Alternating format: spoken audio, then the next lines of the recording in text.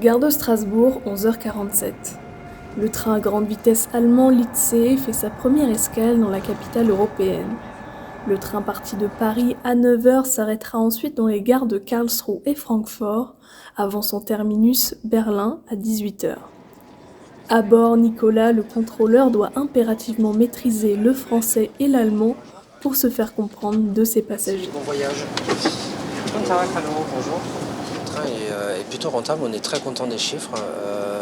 On a une moyenne de ce que je puis voir de 90-95% de remplissage quotidien, essentiellement au niveau des clients allemands. Et puis pour les clients français, ça a été peut-être un peu plus long, mais au fur et à mesure, ça se remplit bien et les clients français sont présents.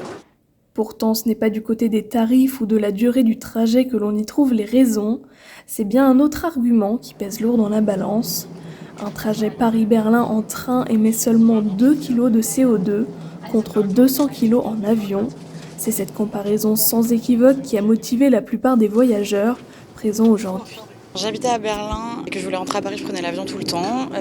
Quand j'étais plus jeune, je savais pas, j'avais pas encore lu tous les trucs sur l'écologie et tout.